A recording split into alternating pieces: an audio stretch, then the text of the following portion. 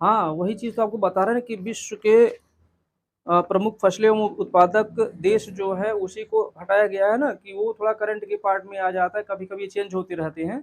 तो ज़रूरी नहीं है कि आपके बुक में जो कुछ दिया गया है उसी क्रम में हो वो। कोई चेंज भी हो सकता है, तो थोड़ा-सा करंट के पार्ट में आता है तो उसको आगे डिस्कस कर लिया जाएगा, या आप लोग उसको अच्छे से सीख लेंगे कहीं से भी खोज के। हुँ। तो हम सबका जो सेक्शन 1 चल रहा है, उसे हम लोग कंटिन्यू करते हैं। जियोग्राफी, लूसेंट की जियोग्राफी हम लोग डिस्कस कर रहे हैं। और अगर बात की जाए तो इसमें हम लोग कर रहे हैं ग्रुप डिस्कशन।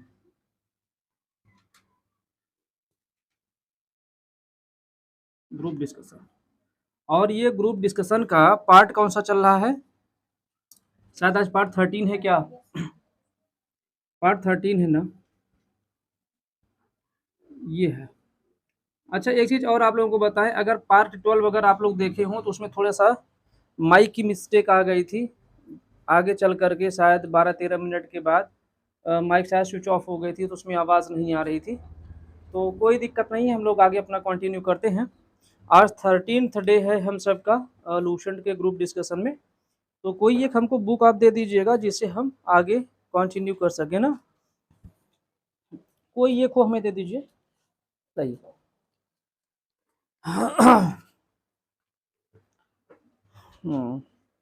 विश्व की प्रमुख जनजातियां, यहाँ से हम सबको शुरू करना था। विश्व की प्रमुख जो वनस्पति हैं, कबीलाई मानवों के प्रमुख आवास हैं, भौगोलिक उपनाम है, और विश्व के प्रसिद्ध स्थान, ये सब हम सबको आज डिस्कस करने थे। तो चलिए शुरुआत करते हैं हम लोग जनजातियों से।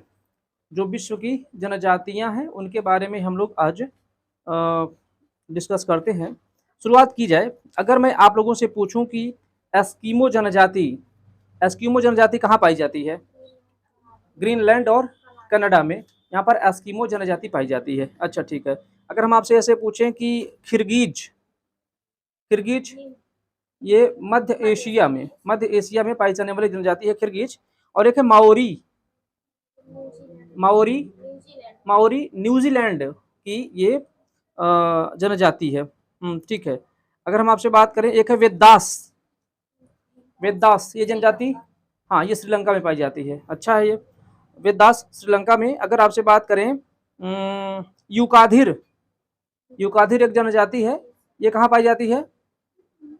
यूकाधिर ये पाई जाती है साइबेरिया में। और अगर आपको बताया ना कि साइबेरिया में दो जनजातियां पाई जाती है, एक तो यूकाधिर है और एक है तारतार। तारतार भी एक जनजाति का नाम है, ये भी साइबेरिया में ही पाई जाती है।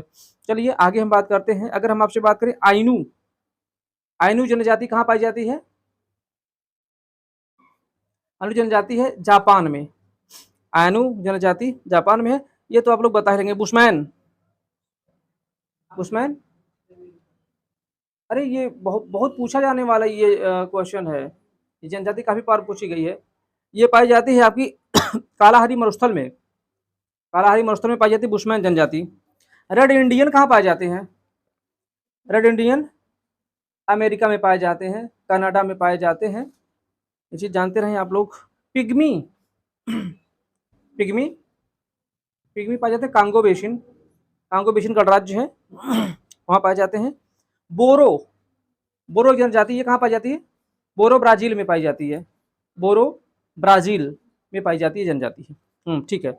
आगे अगर हम बात करें, एक है इंकाथा, इंकाथा जनजाति ये कहाँ पाई जा रही है?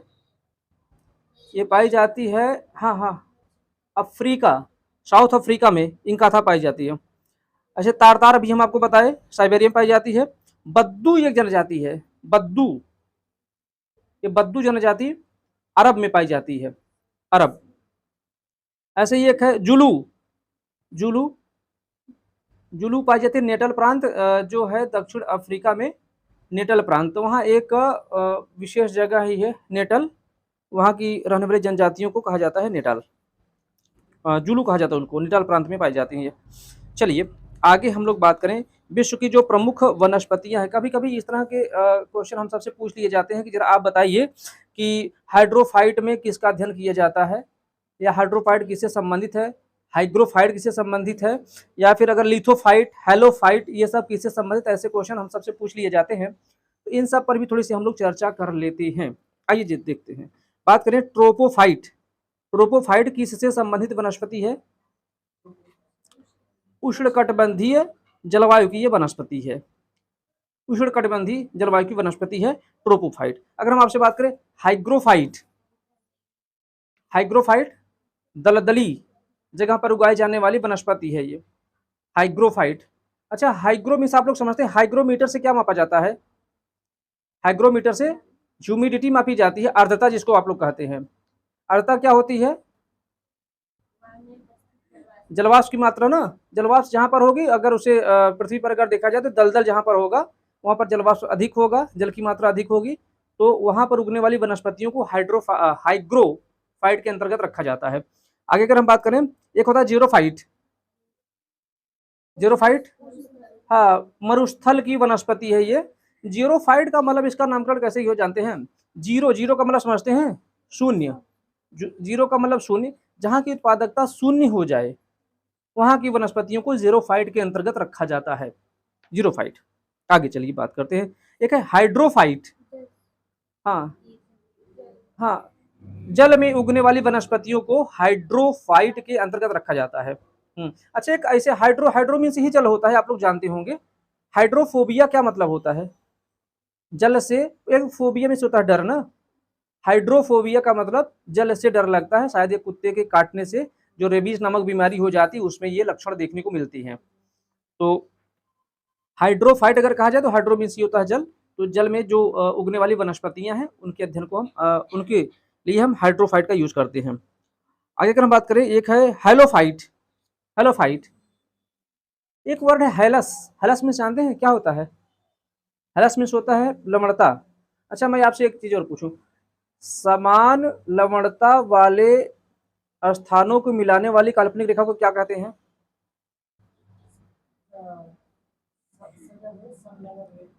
हाँ, समलवण रेखा उसको कहते हैं ना, उसे कहते हैं समलवण रेखा। यानी कि समान लवणता वाले जल के स्थानों को मिलाने वाली रेखा को समलवण रेखा बोला जाता है। और समान दाब वाले जगहों को मिलाने वाली रेखा को क्या कहते हैं? समदाब कहते हैं। समान ताप वाली जगह को मिलाने वाली रेखा को समताप कहेंगे। ऐसे समान लवणता वाली जगह को क्या कहते हैं? समलवण कहते हैं। और इसी को अगर हम इंग्लिश में देखें ना, तो एक होता है आपका हेलस। हेलस मीन्स होता है नमकीन या लवणता वाला जगह। इसको इंग्लिश में कहते हैं आइसोहेलाइन रेखा। जो समलवण रेखा होती है उसको कहते हैं आइसोहेलाइन रेखा। तो हेलोजोफाइट है ये नमकीन या लवणता वाली वनस्पति होती हैं। एक होता है लिथोफाइट। लिथोफाइट चट्टान पर उगने वाली वनस्पति। चट्टानों पर, लिथ मीन्स ही होता है पत्थर या चट्टान। लैकोलिथ, लेपोलिथ, आप लोग शायद अगर चट्टानों का क्रम अगर देखें तो उसमें लैकोलिथ, लेपोलिथ इस तरह की चट्टानें मिलती हैं। तो लिथ मीन्स ही होता है चट्टान। तो लिथोफाइट के अंतर्गत कड़ी चट्टानों पर उगने वाली वनस्पति रखी जाती है। चलिए ठीक है, आगे हम लोग देखते हैं कुछ कबीलाई मानवों के प्रमुख आवास जो हैं ये देख लिया जाए। जैसे अगर हम सबसे कभी पूछा जाता है कि ऑल क्या होता है? ऑल, ऑल जो है ये एक प्रकार का आवास है। और यह जानते हैं लकड़ी के ऊपर चमड़ा चढ़ा करके ये बनाया जाता है। लकड़ी के ऊपर चमड़ा चढ़ा करके वृत्ताकार ढांचे में इसको बनाया जाता है, जिसे ऑल कहते हैं। और यह यूरोप के भागों में पाई जाने वाली जनजातियों के द्वारा बनाया जाने वाला है। यूरोप में जनजातियों के द्वारा बनाए जाने वाले आवास को ऑल कहा जा रहा है। और ये ऑल बनता कैसे? लकड़ी के ऊपर चमड़ा चढ़ा करके वृत्ताकार आकार में उसको बना लिया जाता है, उसी को ऑल कहा जाता है। आगे अगर देखें, ये आप लोग शायद नाम सुने होंगे, इग्लू।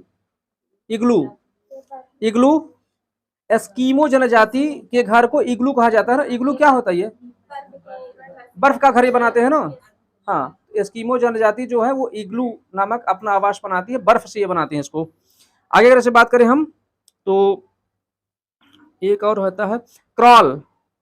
क्रॉल अफ्रीका में एक जनजाति पाई जाती है, इसको बांटू कहते हैं। बांटू जनजाति ये अफ्रीका में पाई जाती है। तो इसके द्वारा बनाए गए घर को क्रॉल कहा जाता है। और क्रॉल बनता कैसे? घास फूस से बनाए गए ये घर होते हैं। घास फूस से बनाए गए घर को क्रॉल कहा जाता है। बंटू नामक जनजाति इस तरह के घर बनाती है जिनको क्रॉल कहा जाता है। चलिए आगे हम बात करते हैं जरा।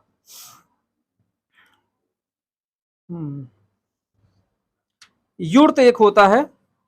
युर्त ये कौन सा घर होता है, कौन सा आवास होता है? ये स्टेपीज जो जनजाति है ये इस तरह के घर बने जिनको युर्त कहा जाता है। खास करके ये पशुओं की खाल से निर्मित होते हैं, यानी पशुओं के चमड़े से इनको भी बनाया जाता है युर्त। चलिए आगे चलते हैं। विश्व के प्रमुख भौगोलिक उपनाम इधर देख लिया जाए। तो ये सब थोड़ा सा आप लोग अच्छे से इसको रट लीजिएगा, बढ़िया से इसको। अगर हम आपसे पूछें, शुरुआत के 3-4 बढ़िया से याद रहते हैं ना? हाँ, शुरुआत अगर जहाँ हम तैयारी शुरू करते हैं अपनी, तो शुरुआत का बहुत बढ़िया याद होता है। और जैसे जैसे आगे बढ़ते हैं, जैसे जैसे आगे बढ़ते हैं, वैसे धीरे धीरे धीरे धीरे कन्फ्यूजन पैदा होने लगती है। और एट द लास्ट में जाकर के आपको पता चलता है कि जो सबसे पहले पढ़े तो भूल चुका है, ऐसा होने लगता है आपको। अगर हम आपसे पूछें 7 पहाड़ियों का नगर किसे कहते हैं? रोम को कहते हैं। हाँ याद होगा, ये पहले वाला है ना। पोप का शहर रोम है। अगर हम आपको ऐसे पूछे पश्चिम का बेबीलोन किसे कहते हैं? पश्चिम का बेबीलोन ये भी रोम को ही कहा जाता है। अच्छा, sugar bowl of the world किसे कहता है? चीनी का कटोरा, चीनी का कटोरा क्यूबा को कहा जाता है ना। हाँ आप लोग जान रहे हैं, हमें पता है। गगनचुंबी इमारतों का नगर न्यूयॉर्क। न्यूयॉर्क को गगनचुंबी इमारतों का नगर कहा जाता है। चलिए आपको और हवा महल या गार्डन सिटी किसे कहते हैं? हवा महल या फिर गार्डन सिटी उपनाम किसे दिया गया? हाँ शिकागो, शिकागो राइट है। चीन का शोक किस नदी को कहते हैं? चीन का शोक, चीन का शोक ह्वांगहो नदी को कहा जाता है। ह्वांगहो नदी, इसी को पीली नदी के भी नाम से जाना जाता है। ये भी आप लोग जानते रहेंगे। पीली नदी ह्वांगहो को कहा जाता है। ह्वांगहो को चीन का शोक कहा जाता है। आगे हम लोग चलते हैं जरा, देखिए। निरंतर बहने वाले झरनों का शहर क्वेटो। क्वेटो है इक्वाडोर में, तो ये निरंतर बहने वाले झरनों का शहर इसको कहा जाता है। चलिए आगे देखा जाए। अच्छा, लैंड ऑफ मॉर्निंग कॉम किसे कहा जाता है? ये लैंड ऑफ मॉर्निंग कॉम ये कोरिया को कहा जाता है। कोरिया को लैंड ऑफ मॉर्निंग कॉम। अगर आपसे पूछे लैंड ऑफ कंगारू किसे कहते हैं? ऑस्ट्रेलिया को। और लैंड ऑफ गोल्डन फ्लीस, हाँ ये भी आपका ऑस्ट्रेलिया को ही कहा जाता है। लैंड ऑफ 1000 लेक्स, 1000 झीलों का देश किसे कहते हैं? 1000 झीलों की फिनलैंड को कहा जाता है ना, Finland. Land of 1000 lakes Finland. अच्छा, लैंड ऑफ मिडनाइट सन, अर्धरात्रि का देश किसे कहते हैं? नॉर्वे। नॉर्वे में अर्धरात्रि के टाइम थोड़ी देर के लिए सूर्य दिखता है, इसलिए उसको अर्धरात्रि का देश कहते हैं या मिडनाइट सन के लिए कहा जाता है। आगे चलते हैं जरा, देखें। नील नदी की देन किसे कहते हैं? हाँ, मिस्र की सभ्यता आप लोग पढ़े होंगे। मिस्र की सभ्यता जो है वो नील नदी के किनारे हुई थी ना, ये आप लोग जान रहे होंगे। आगे चलते हैं। अरब सागर की रानी किसे कहते हैं? कोची को। पूर्व का वेनिस किसे कहते हैं? कोची को ही कहा जाता है। पूर्व का वेनिस या फिर अरब सागर की रानी से कहा जाता है, कोची को कहा जाता है। अच्छा, अगर आपसे हम पूछें play ground of Europe, play ground of Europe ये स्विट्जरलैंड को कहा जाता है। हाँ ठीक है। सूर्योदय का देश किसे कहते हैं और सूर्यास्त का देश किसे कहते हैं? सूर्योदय का देश जापान है, सूर्यास्त का देश ब्रिटेन को कहा जाता है, इंग्लैंड को। सूर्यास्त का इंग्लैंड को, सूर्योदय का देश जापान को। ऐसा क्यों कहते हैं आपको जानते हैं ना? जो ये जापान है ना, ये सबसे पूर्व में स्थित है। इस अपने स्थल खंड पर जापान सबसे पूर्व में स्थित है, और जब सूर्य उगता है तो सबसे पहले जापान में ही दिखता है, इसलिए उसको उगते सूरज का देश कहा जाता है। और जब अस्त होता है तो ब्रिटेन था लास्ट में पड़ता है आपका पश्चिम में, तो वहाँ जब सूर्य अस्त होता रहता है तो वो सबसे बाद में देखा जाता है वहाँ पर ब्रिटेन में, इसलिए उसको कहा जाता है सूर्यास्त का देश। चलिए आगे हम लोग देखें जरा। लैंड ऑफ थंडरबोल्ट किसे कहते हैं? लैंड ऑफ थंडरबोल्ट, ये भूटान को कहा जाता है। थंडरबोल्ट का देश भूटान को कहा जाता है। अगर हम आपसे ऐसे पूछें, land of thousand elephants, land of thousand elephants, अच्छा सफेद हाथियों का देश आप लोग सुनेंगे, लैंड ऑफ व्हाइट एलिफेंट्स, ये थाईलैंड को कहा जाता है, सफेद हाथियों का देश। लेकिन हजार हाथियों का देश किसे कहा जाता है? ये कहा जाता है लाओस को। लाओस हजार हाथियों का देश है और सफेद हाथियों का देश है थाईलैंड। ये चीज थोड़ा सा आप लोग जानते रहेंगे। और एक है लैंड ऑफ थाउजेंड लेक्स, ये किसे कहते हैं? हजार झीलों का देश किसे कहते हैं? फिनलैंड को। हजार झील का देश फिनलैंड को कहा जाता है। हजार हाथियों का देश लाओस को कहा जाता है और सफेद हाथियों का देश थाईलैंड को कहा जाता है। हाँ, ये चीज थोड़ा सा आप लोग जानते रहें अच्छे से। हाँ, रूफ ऑफ द वर्ल्ड किसे कहते हैं? पामीर के पठार को रूफ ऑफ द वर्ल्ड या संसार की छत उसको कहा जाता है, आप लोग जान रहे हैं।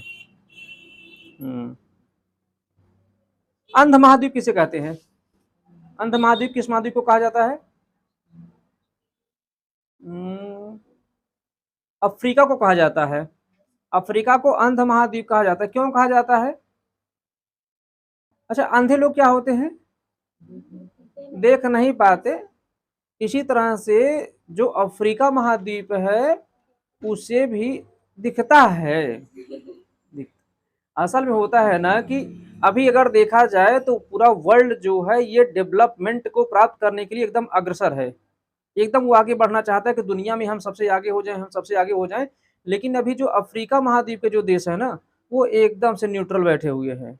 दुनिया को देख करके भी वो आगे बढ़ने का प्रयास ही नहीं कर रहे हैं। इसलिए उन्हें क्या कहा जाता है? अंध महाद्वीप की इनको संज्ञा दी गई। शिक्षा के क्षेत्र में और डेवलपमेंट के क्षेत्र में भी काफी पिछड़ा हुआ है वो अन्य महाद्वीपों की अपेक्षा में। चले आगे अगर हम देखें, दक्षिण का ब्रिटेन किसे कहते हैं? दक्षिण का ब्रिटेन, हाँ दक्षिण का ब्रिटेन कहते हैं, न्यूजीलैंड को कहते हैं। अगर हम आपसे बात करें, 7 टापुओं का नगर किसे कहते हैं? मुंबई। हाँ हाँ। अगर हम बात करें 7 पहाड़ियों का नगर किसे कहते हैं? रोम को। और 7 टापुओं का नगर मुंबई को कहा जाता है। अच्छा, पूर्व का मैनचेस्टर किसे कहते हैं? पूर्व का मैनचेस्टर दुनिया में हम पूछ रहे हैं। ओसाका, ओसाका कहाँ पर है? जापान में है। जापान का शहर है ओसाका, इसे पूर्व का मैनचेस्टर को कहा जाता है। अच्छा, अगर हम बात करें भारत का मैनचेस्टर किसे कहते हैं? भारत का मैनचेस्टर किसे कहते हैं? अहमदाबाद को कहते हैं। अगर हम बात करें उत्तर भारत का मैनचेस्टर किसे कहते हैं? कानपुर को। दक्षिण भारत का कोयम्बटूर है, कोयम्बटूर उसे कहा जाता है। ये चीज आप लोग थोड़ा सा जानते रहेंगे अच्छे से। चलिए आगे हम लोग चलते हैं। इंग्लैंड का बगीचा किसे कहते हैं? केंट। इंग्लैंड का बगीचा केंट को कहा जाता है। अब भारत का बगीचा बंगलोर को। और बगीचों का शहर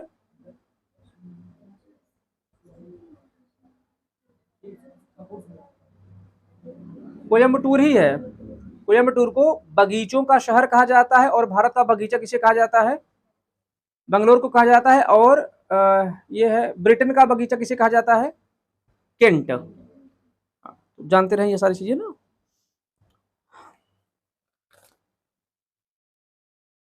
श्वेत शहर किसे कहते हैं? बेलग्रेड, यूगोस्लाविया में है ये। बेलग्रेड को श्वेत शहर के नाम से जाना जाता है। अच्छा, मसालों का बगीचा किसे कहते हैं? केरल। हाँ, मसालों का बगीचा केरल। विश्व की जन्नत किसे कहते हैं? विश्व की जन्नत वही वही फैशन नगरी को। फैशन नगरी कौन है? पेरिस। पेरिस को जन्नत की नगरी या जन्नत नगर भी इसको कहा जाता है, या विश्व की जन्नत।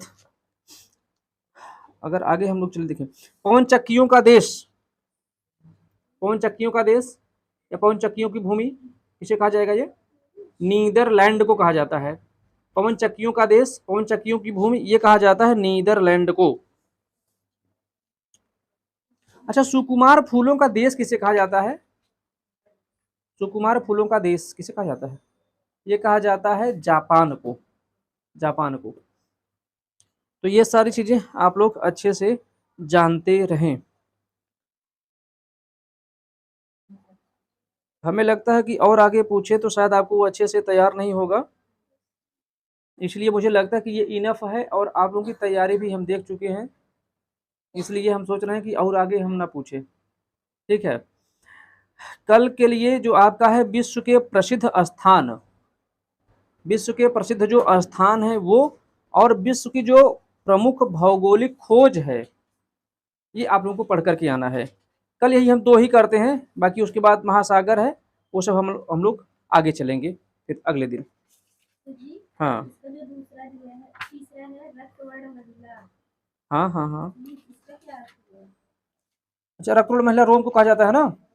अरे एकदम पूरे ब्लडी है एकदम, मतलब है कि पूरा उसका कलर ही एकदम लाल-लाल है, रक्तवर्ण महिला, ऐसा उसको कहा जाता है रोम को।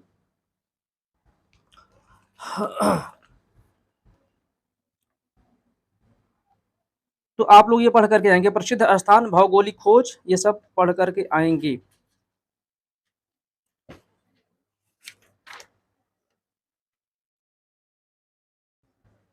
और दे दें क्या? हमें थोड़ा सा कम लग रहा है।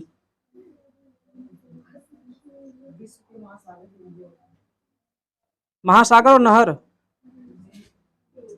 चलिए महासागर, महासागर तक ही रुकते हैं। प्रसिद्ध स्थान, भौगोलिक खोज, विश्व के महासागर, बस। बाकी जो नहर वगैरह वो हम लोग अगले दिन चलेंगे आगे। ठीक है, ठीक है, चलिए अगले दिन अगली क्लास में मिलते हैं, तब तक आप लोग अपनी अच्छे से पढ़ाई करते रहें। धन्यवाद आप सबको। हाँ, हो गया ना वो?